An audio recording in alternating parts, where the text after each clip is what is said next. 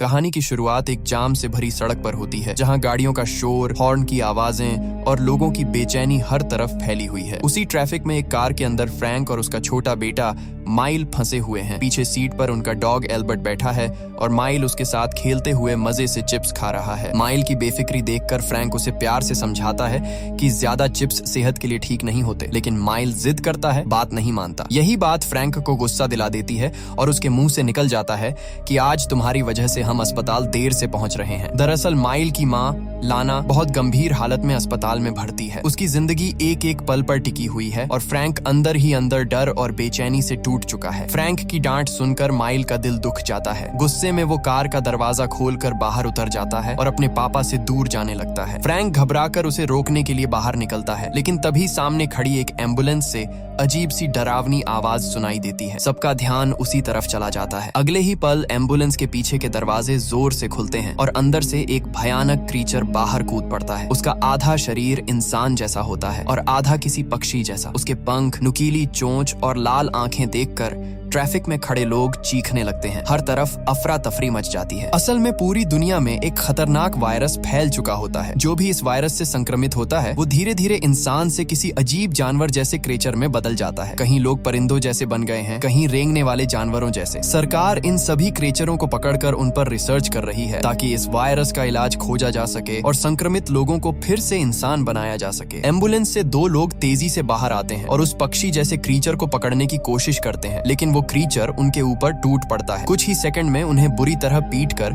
वो वहां से उड़ते हुए भाग निकलता है। ये सब देखकर फ्रैंक और माइल की हालत खराब हो जाती है। डर के मारे फ्रैंक जल्दी से माइल को कार के अंदर बैठाता है और बिना एक पल गंवाए हॉस्पिटल की ओर गाड़ी दौड़ा देता है। इसी हॉस्पिटल में एक और दर्दनाक सच्चाई सामने आती है। वहाँ एक छोटा सा बच्चा मौजूद होता है जिसका चेहरा अब इंसानी नहीं रहा। उसका मुंह छिपकली की तरह फैल चुका होता है। वो भी उसी वायरस का शिकार बन चुका होता है। मासूमियत और डर उसकी आंखों में साफ झलक रहा होता है, जो इस दुनिया की सबसे बड़ी त्रासदी बन चुका है। कुछ देर बाद फ्रैंक और माइल डॉक्टर से मिलते हैं। डॉक्टर उन्हें बताती है कि लाना की हालत पहले से बेहतर है, लेकिन अभी उसे घर ले जाना मुमकिन नहीं है। उसका इलाज यहाँ पूरा नहीं हो सकता, इसलिए उसे दूसरे शहर के एक स्पेशल हॉस्पिटल में शिफ्ट किया जा रहा है। ये सुनकर फ्रैंक के चेहरे पर राहत और डर दोनों एक साथ उतर आते हैं। इसके बाद वो दोनों लाना से मिलने जाते हैं। जैसे ही फ्रैंक उसे देखता है, उसका दिल भर आता है। लाना अब वैसी नहीं रही जैसी पहले थी। वायरस ने उसे भी अपनी पकड़ में ले लिया था। उसके शरीर में अजीब से बदलाव दिखने लगे थे, जैसे किसी जानवर की परछाई उस पर चढ़ गई हो। लाना की आंखों में दर्द, डर और बेबसी साफ झलक रही होती है।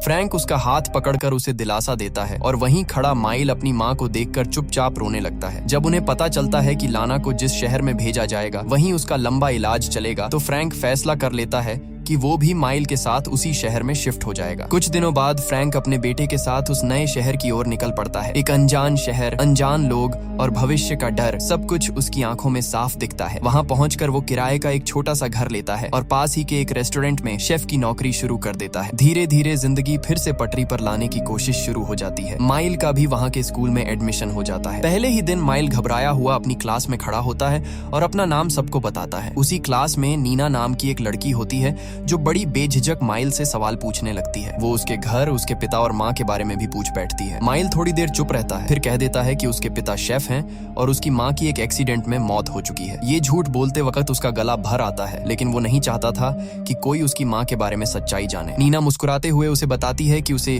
ADHD नाम की बीमारी है, जिसके कारण उसे हर चीज के बारे में जानने की बहुत ज्यादा जिज्ञासा रहती है। इसलिए वो लोगों से ढेर सारे सवाल पूछती रहती है और किसी को बुरा नहीं मानना चाहिए। उसकी सच्चाई और मासूमियत देखकर माइल के चेहरे पर पहली बार हल्की सी मुस्कान आती है। उसे नीना अच्छी लगने लगती है। स्कूल खत्म होने के बाद माइल सीधा उस रेस्टोरेंट में जाता है जहां उसका पिता काम करता है। वहां फ्रैंक उसे अपने रेस्टोरेंट के मालिक से मिलवाता है। वो एक कपल होता है, नाइमा और जैक। दोनों काफी अच्छे और सरल स्वभाव के लोग होते हैं। जैक माइल से कहता है कि ये शहर छोटा जरूर है, लेकिन बहुत खूबसूरत है। लोग यहाँ एक दूसरे को जानते हैं और सब कुछ शांत रहता है। लेकिन फिर वो धीमी आवाज में ये भी जोड़ता है कि सरकार ने इस शहर में वायरस से संक्रमित लोगों के लिए जो हॉस्पिटल बनाया है, उसे लेकर बहुत से लोग खुश नहीं हैं। डर अब इस शहर की हवा में भी बस चुका है। बातों ही बातों में अचानक तेज हवाएं चलने लगती हैं। आसमान में बादल घिर आते हैं और माहौल भारी हो जाता है। जैक जल्दी से रेस्टोरेंट बंद कर देता है। उसी रात जोरदार तूफान आ जाता है। बारिश की तेज आवाज में फ्रैंक का घर भी अंधेरे में डूब जाता है। बिजली चली जाती है। फ्रैंक टॉर्च लेकर फ्यूज ठीक करने में लग जाता है। उधर माइल खिड़की के पास खड़ा बारिश को देख रहा होता है। तभी उसे बाहर अंधेरे में एक अजीब सी परछाई हिलती हुई दिखाई देती है। उसकी सांस रुक जाती है। वो ध्यान से देखने की कोशिश करता है और उसे एक क्रीचर दिखाई देता है जो दीवार के पास खड़ा उसे घूर रहा होता है। तभी अचानक घर की लाइट फिर से जल उठती है और अगले ही पल वो क्रीचर वहां से गायब हो जाता है। डर से कांपता हुआ माइल पीछे मुड़कर अपने पिता की तरफ देखता है, लेकिन वो कुछ नहीं कहता। वो इस राज को अपने दिल में ही दबा लेता है, यह सोचकर कि शायद जो उसने देखा वो उसका वहम रहा हो। अगली सुबह फ्रैंक के फोन की तेज आवाज से नींद टूटती है। सामने से पुलिस की भारी आवाज आती है जो बताती है कि जिस बस से लाना को दूसरे शहर ले जाया जा रहा था उसका रास्ते में एक्सीडेंट हो गया है। बस तेज बारिश के कारण फिसलकर सीधे एक गहरे तालाब में जा गिरी है। ये सुनते ही फ्रैंक के हाथ से फोन छूटते छूटते बचता है। उसका पूरा शरीर सुन्न हो जाता है। बिना कुछ सोचे वो माइल को उठाता है और सीधे उस तालाब की तरफ भागता है। तालाब पर पहुंचते ही हर तरफ पुलिस, एम्बुलेंस और लोगों की भीड़ होती है। पानी के अंदर से बस का टूटा हुआ ढांचा बाहर निकाला जा रहा होता है। फ्रैंक बेकाबू होकर अपनी पत्नी को पुकारते हुए पानी की तरफ दौड़ पड़ता है, लेकिन पुलिस वाले उसे पकड़कर रोक लेते हैं। वो चीखता है, छटपटाता है, लेकिन कोई उसे आगे नहीं बढ़ने देता। वहीं मौजूद जूली नाम की एक पुलिस ऑफिसर उसे संभालते हुए बताती है कि इस बस में ज्यादातर लोग वायरस से संक्रमित थे। कुछ लोग हादसे में मारे जा चुके हैं और कई लोग जान बचाकर पास के जंगल में भाग गए हैं। जूली उसे ढांढस बंधाते हुए कहती है कि अभी तक लाना का कोई ठोस पता नहीं चला है, लेकिन उनकी टीम जंगल में फैले सभी संक्रमित लोगों को ढूंढ रही है। जैसे ही उसका कोई सुराग मिलेगा फ्रैंक को तुरंत खबर दी जाएगी। उस रात फ्रैंक अजीब हरकत करता नजर आता है। वो घर के बाहर अपने और माइल के कपड़े तार पर डाल देता है जैसे किसी के इंतजार में हो। माइल जब उससे पूछता है कि वो ऐसा क्यों कर रहा है तो फ्रैंक भारी आवाज में बताता है कि तुम्हारी माँ अब इंसान नहीं रही होगी, वो एक जानवर में बदल चुकी होगी। जानवरों की सूंघने की ताकत बहुत तेज होती है।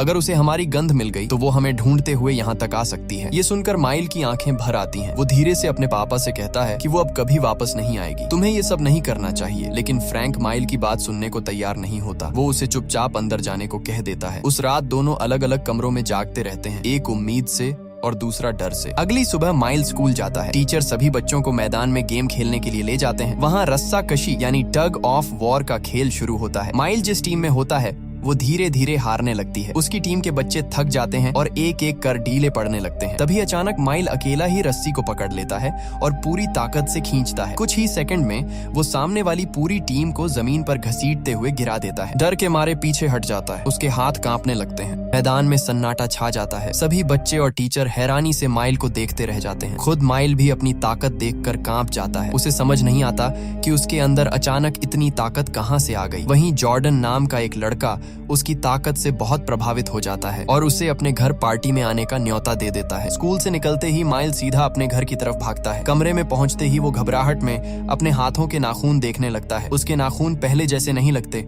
उनमें हल्का सा बदलाव दिखने लगता है। अचानक एक नाखून आगे की तरफ बढ़ जाता है और नुकीला हो जाता है, बिल्कुल किसी जानवर के पंजे की तरह। माइल अगली सुबह फ्रैंक कुछ जरूरी सामान लेने सुपरमार्केट जाता है। वहाँ अचानक उसकी मुलाकात जूली से हो जाती है। जूली उसे बताती है कि अभी तक लाना के बारे में कोई ठोस खबर नहीं मिली है, लेकिन पुलिस ने कुछ संक्रमित लोगों को ढूंढ लिया है और उन्हें एक सुरक्षित जगह पर रखा गया है जहां उनका इलाज और ख्याल रखा जा रहा है। फ्रैंक ये सुनकर दिल ही दिल में उम्मीद को और मजबूत कर लेता है। अभी दोनों बात ही कर रहे होते हैं कि अचानक मार्केट के अंदर से लोगों की चीख पुकार सुनाई देने लगती है। अफरा तफरी मच जाती है। एक डरा हुआ आदमी भागते हुए आता है और जूली को बताता है कि अंदर एक ऐसा जानवर घूम रहा है जो इंसान की तरह दिखता है। ये सुनते ही फ्रैंक का दिल जोर से धड़कने लगता है। उसके दिमाग में बस एक ही ख्याल आता है, कहीं ये लाना तो नहीं। वो बिना कुछ सोचे उसका नाम पुकारते हुए अंदर की ओर दौड़ पड़ता है, लेकिन अंदर का मंजर देखकर उसके कदम थम जाते हैं। वहाँ एक छोटा बच्चा दिखाई देता है जिसकी शक्ल एक ऑक्टोपस जैसी हो चुकी होती है। उसकी आंखों में डर भरा होता है और वो लोगों से घबराकर भाग रहा होता है। कुछ ही सेकंड में जूली उसे पकड़ लेती है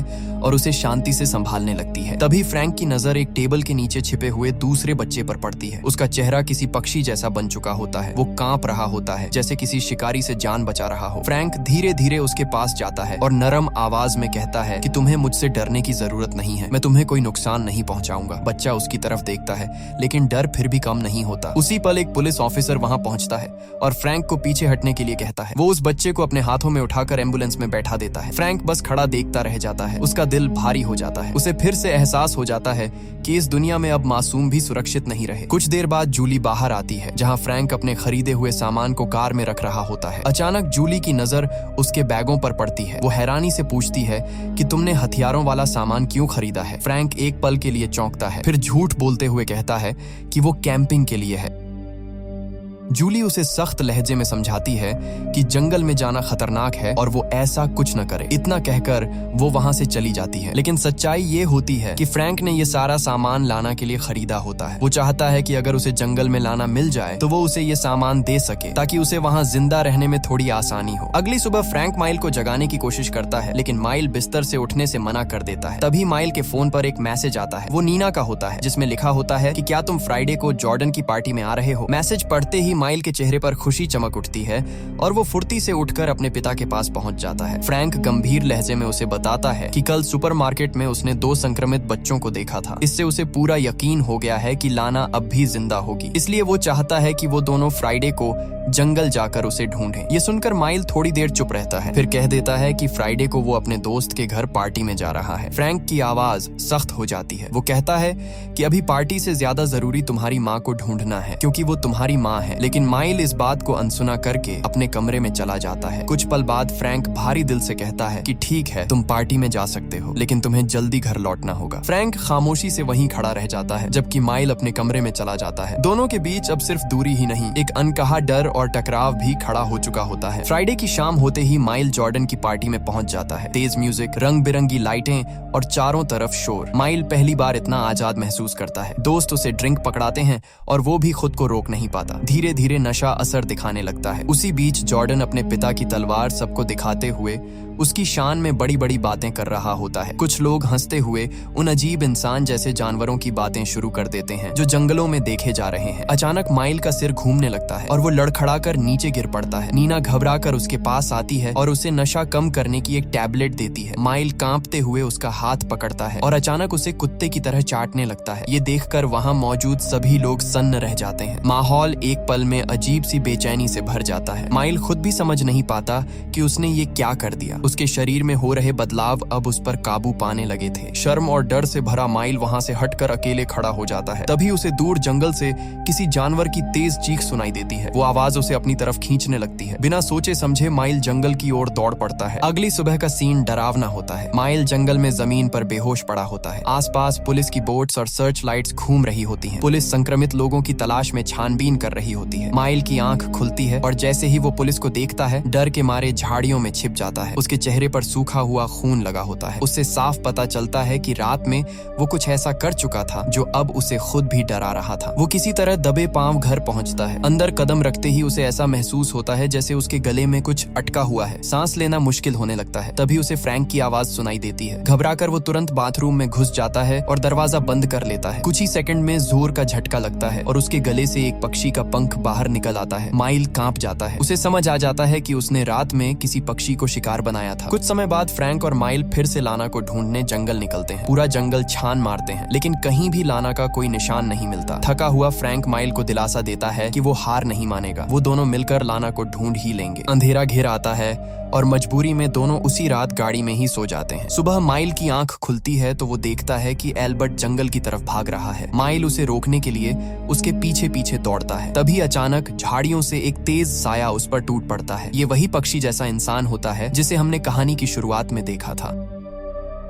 उसके साथ पेड़ पर बैठा एक और छोटा सा जानवर भी होता है जो इंसानी बच्चे जैसा दिखता है। वो पक्षी जैसा इंसान अपने नुकीले नाखून माइल के हाथ में गड़ा देता है। माइल की चीख निकल जाती है और उसके हाथ से खून बहने लगता है। लेकिन जैसे ही वो इंसान माइल की आंखों में देखता है, उसे समझ आ जाता है कि माइल भी उसी की तरह संक्रमित है, इसलिए वो उसे मारता नहीं है। उसी पल फ्रैंक वहां पहुंच जाता है। वो पूरी ताकत से माइल को उस जानवर से छुड़ा लेता है और उसे लेकर वहां से भाग निकलता है। फ्रैंक माइल को सीधे हॉस्पिटल ले जाने लगता है, लेकिन रास्ते में एक बड़ा चेक पोस्ट आ जाता है जहां भारी पुलिस फोर्स तैनात होती है। वहीं जूली भी मौजूद होती है। जूली माइल के हाथ से बहते खून को देखकर फौरन सवाल करती है। फ्रैंक घबराकर झूठ बोल देता है कि माइल को कुत्ते ने काट लिया है और वो उसे हॉस्पिटल ले जा रहा है, लेकिन माइल हॉस्पिटल जाने से साफ मना कर देता है। वो जानता था कि अगर वो वहां गया तो उसका सच सबके सामने आ जाएगा। हालात को समझते हुए जूली उसे पुलिस स्टेशन ले जाती है और वहीं उसके घाव पर मरहम पट्टी करवाई जाती है। जाते वक्त वो फ्रैंक से कहती है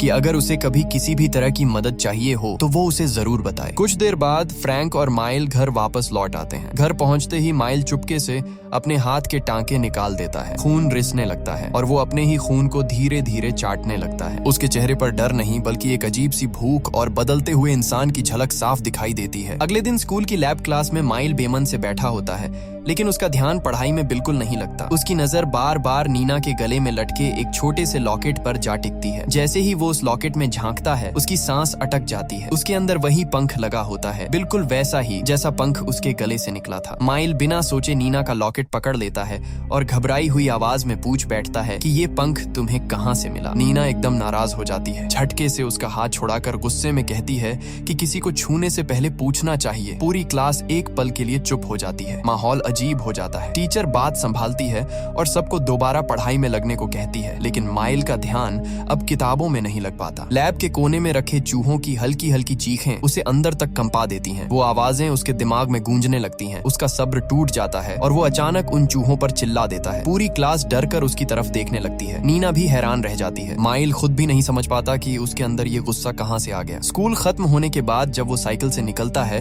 तो उसका शरीर उसका साथ नहीं देता। बैलेंस बिगड़ता है और वो सड़क पर गिर पड़ता है। नीना दौड़कर उसके पास आती है और उसे संभालते हुए कहती है कि चलो आज पैदल चलते हैं। रास्ते में माइल उससे झिझकते हुए पार्टी वाली रात के लिए माफी मांगता है। कहता है कि उसे उसका हाथ चाटकर उसकी इंसल्ट नहीं करनी चाहिए थी। नीना थोड़ी देर उसे देखती है, फिर हल्की मुस्कान के साथ उसे माफ कर देती है और अपने घर चलने का न्योता दे देती है। नीना का घर पहुंचकर वो सीधे फ्रिज खोलती है और उसमें से एक मरा हुआ पक्षी निकालती है। माइल को दिखाते हुए बताती है कि पार्टी के अगले दिन उसे ये पक्षी गेट के बाहर मिला था। उसी के पंख को उसने अपने लॉकेट में लगा लिया। ये सुनते ही माइल के चेहरे का रंग उड़ जाता है। उसे याद आ जाता है कि उस रात उसी ने उस पक्षी का शिकार किया था और अनजाने में उसे नीना के घर के बाहर छोड़ आया था। उसके दिल में एक टीस उठती है क्योंकि कहीं ना कहीं वो नीना को पसंद करता था और ये सब उसके बदले हुए स्वभाव का एक बुरा असर बन चुका था। इसके बाद माइल एक झील की तरफ जाता है। वहाँ वो एक मछली पकड़ता है और उसे कच्चा खाने लगता है। तभी एक औरत उसे ऐसा करते हुए देख लेती है। डर के मारे माइल वहाँ से भाग निकलता है। वो सीधा उस जगह पहुँचता है जहाँ उसे पहली बार पक्षी जैसा इंसान मिला था। वहाँ वो देखता है कि फिक्स बार बार उड़ने की कोशिश कर रहा है, लेकिन हर बार जमीन पर गिर पड़ता है। उसके शरीर पर चोट के निशान होते हैं। माइल उसके लिए मछली लाया होता है। वो उसे मछली देता है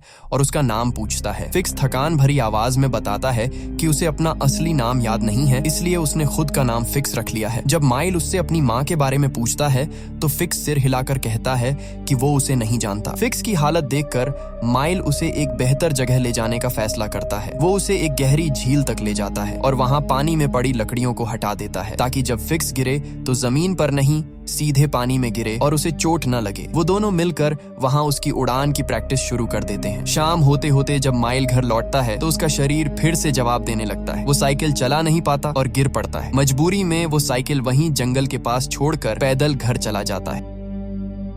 उधर फ्रैंक रेस्टोरेंट में काम कर रहा होता है। जब वो पीछे कचरा फेंकने जाता है तो उसे झाड़ियों से अजीब सी आवाजें सुनाई देती हैं। उसका दिल जोर से धड़कता है। उसे लगता है कि शायद लाना उसके पास ही कहीं है। वो उसका नाम पुकारता हुआ आगे बढ़ता है। तभी अचानक जंजीरों में बंधा एक भयानक क्रीचर उस पर टूट पड़ता है। फ्रैंक बचने की कोशिश करता है, लेकिन वो क्रीचर उसे मारने ही वाला होता है कि तभी नाइमा वहाँ आ जाती है और किसी तरह फ्रैंक को बचा लेती है। नाइमा उस क्रीचर को शांत होने के लिए कहती है। उसकी आवाज सुनकर वो क्रीचर धीरे धीरे शांत हो जाता है, लेकिन जंजीरों से उसे बहुत तकलीफ हो रही होती है। तड़पता हुआ वो रेस्टोरेंट से बाहर भाग निकलता है। अंदर बैठे सभी कस्टमर डर के मारे इधर उधर भागने लगते हैं। फ्रैंक को अब भी लग रहा होता है कि लाना उसके आसपास ही कहीं है। वो बदहवास होकर जंगल की तरफ भागता है। वहाँ उसकी नजर एक ऐसे इंसान पर पड़ती है जो अब भालू जैसा बन चुका होता है और अगले ही पल उसे एहसास होता है कि वो और कोई नहीं, लाना ही है। वो पूरी तरह एक जानवर में बदल चुकी होती है। नाइमा पीछे से आकर फ्रैंक को सच्चाई बताती है कि जो क्रीचर रेस्टोरेंट में था वो उसकी बहन थी, जिसे वो छुपाकर यहाँ यहाँ रखी हुई थी। तभी वहाँ सेना पहुंच जाती है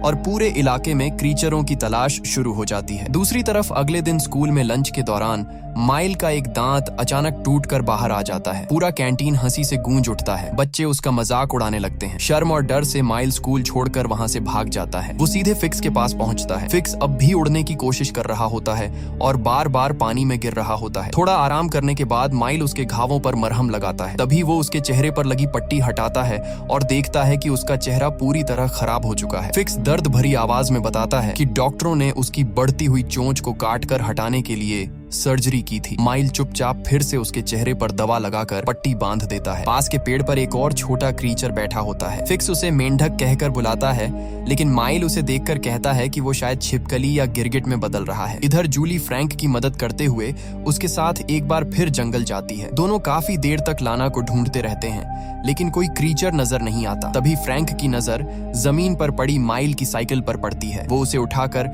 चुपचाप अपने साथ घर ले आता है। उसके दिल में एक अजीब सा डर घर करने लगता है। उसे अब सिर्फ लाना की नहीं, अपने बेटे की भी चिंता सताने लगती है। घर में फ्रैंक हाथ धो रहा होता है, तभी अचानक सिंक जाम हो जाता है। पानी भरने लगता है, बदबू उठती है। झुंझलाकर वो नीचे झुककर पाइप खोलता है। जैसे ही वो अंदर फंसा कचरा बाहर निकालता है, उसके हाथ कांप जाते हैं। पाइप से बहुत सारे बाल और कुछ नुकीले नाखून निकलते हैं। फ्रैंक उन्हें देर तक घूरता रहता है। उसी पल उसके दिल में बैठा डर सच में बदल जाता है। अब उसे पूरा यकीन हो जाता है कि माइल भी संक्रमित हो चुका है और वो भी धीरे धीरे एक जानवर में बदल रहा है। थोड़ी ही देर में माइल घर लौट आता है। फ्रैंक भारी आवाज में उसे अपने नाखून दिखाने को कहता है। माइल नजरें चुराते हुए मना कर देता है। फ्रैंक बिना कुछ कहे उसकी साइकिल उठाकर उसके सामने रख देता है और कहता है, चलाकर दिखाओ। माइल सब समझ जाता है कि उसके पिता को सच्चाई पता चल चुकी है। घबराकर वो दरवाजे की तरफ भागता है, लेकिन फ्रैंक उसे पकड़ लेता है। माइल खुद को छुड़ाने की कोशिश करता है, मगर फ्रैंक उसे कसकर सीने से लगा लेता है। उसकी आंखें नम हो जाती हैं, लेकिन वो माइल को जाने नहीं देता। अगली सुबह फ्रैंक माइल को नाश्ता देता है। माइल खाना इंसान की तरह नहीं, बल्कि जानवरों की तरह तोड़ तोड़ कर खाने लगता है। फ्रैंक सब कुछ देखता है, लेकिन कुछ नहीं कहता। फिर वो चुपचाप लाना की कुछ दवाइयां माइल के सामने रख देता है। माइल उन्हें देखता है और धीरे से मना कर देता है। उसे पता था कि ये दवाइयां अब उसके किसी काम की नहीं है। स्कूल जाने से पहले फ्रैंक माइल के दांत चेक करता है। उसके दांत अब पहले से कहीं ज्यादा नुकीले हो चुके होते हैं। फ्रैंक उसे समझाता है कि उसे रोज अपने नाखून काटने होंगे ताकि किसी को शक न हो। फिर वो उसके कानों में रुई लगा देता है ताकि उसे बाहर की तेज आवाजें कम सुनाई दें। आखिर में वो उसे बाल हटाने वाली क्रीम के बारे में भी बताता है ताकि शरीर पर निकलने वाले बालों को छुपाया जा सके। फ्रैंक हर कोशिश कर रहा होता है कि उसका बेटा दुनिया की नजरों से छुपा रहे, लेकिन सच्चाई अब धीरे धीरे बाहर आने को तैयार खड़ी होती है। इसके बाद जूली घर आती है और फ्रैंक को अपने साथ लाना की तलाश में ले जाती है। दोनों जंगल के रास्तों और पुराने इलाकों में उसे ढूंढते रहते हैं। इधर माइल घर के बाहर टहलते हुए नीना से फोन पर बात कर रहा होता है। वो मजाक में नीना को जोर से चिल्लाने को कहता है और फोन कान से दूर कर लेता है। जैसे ही नीना चिल्लाती है, उसकी आवाज माइल को बिल्कुल साफ सुनाई देती है। माइल हैरान रह जाता है। उसे एहसास होता है कि अब वो कई किलोमीटर दूर की आवाजें भी सुन सकता है। अगले दिन माइल फिक्स से मिलने जाता है। वहाँ उसे देखकर झटका लगता है, क्योंकि अब फिक्स इंसानों की तरह बात नहीं कर पा रहा होता। उसके मुंह से अब सिर्फ पक्षियों जैसी आवाजें निकलती हैं।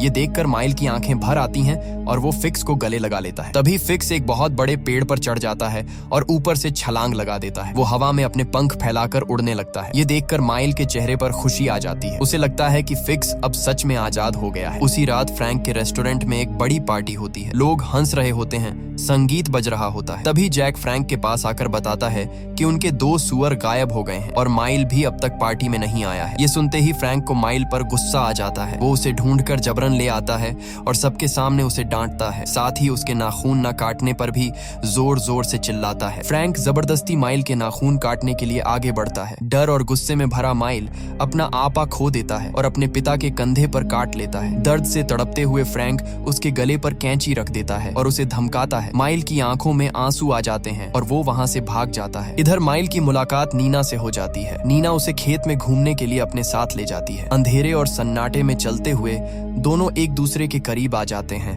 और किस करने लगते हैं। इसी दौरान नीना माइल की पीठ पर निकली जानवर जैसी हड्डी को महसूस करती है। वो धीरे से कहती है, मुझे सब पता है और फिर भी मैं तुम्हें बहुत पसंद करती हूँ। ये सुनकर माइल भावुक हो जाता है। दोनों वापस पार्टी में लौट आते हैं। तभी वॉशरूम में माइल की मुलाकात अपने एक क्लासमेट से होती है। वो लड़का उसे बताता है कि उसने माइल और नीना को एक साथ देख लिया था और उसे माइल की सच्चाई का भी पता चल गया है। इतना कहकर वो एक छोटी सी मशीन से बहुत तेज आवाज निकालने लगता है। यह आवाज माइल के कानों में बिजली की तरह चुभती है। दर्द से तड़पते हुए डर के मारे माइल उस लड़के पर हमला कर देता है, उसके चेहरे को खरोंच देता है और वहां से खेत की ओर भाग जाता है। घायल लड़का सबको बता देता है कि पार्टी में एक खतरनाक क्रीचर घुस आया है। लोग अपने अपने हथियार उठा लेते हैं और पुलिस को फोन कर देते हैं। सभी लोग माइल को ढूंढने खेत की तरफ निकल पड़ते हैं और अपने कुत्तों को भी छोड़ देते हैं। लेकिन जैसे ही कुत्ता माइल की ओर बढ़ता है, माइल भेड़िए की तरह दहाड़ता है और कुत्ता डर कर भाग जाता है। अब साफ हो जाता है कि माइल एक भेड़िए में बदल रहा है। इसके बाद शिकारी खेत में गोलियां चलाने लगते हैं। डर के मारे माइल तेजी से भागने लगता है। उधर फ्रैंक को भी पता चल जाता है कि कुछ लोग माइल को मारने के लिए खेत में गए हैं। वो बिना समय गंवाए माइल को बचाने खेत की ओर दौड़ पड़ता है। तभी फिक्स वहां आ जाता है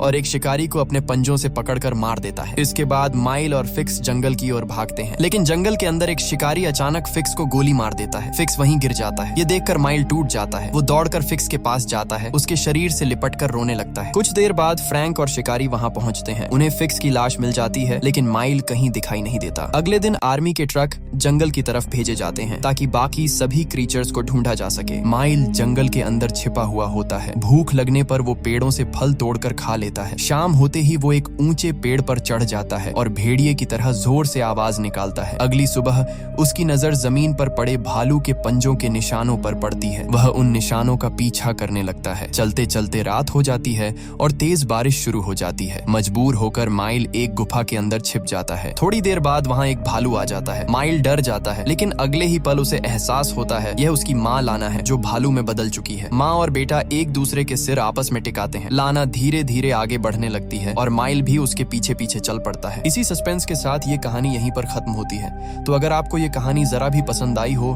तो वीडियो को लाइक और चैनल को सब्सक्राइब कर दें। Goodbye and take care.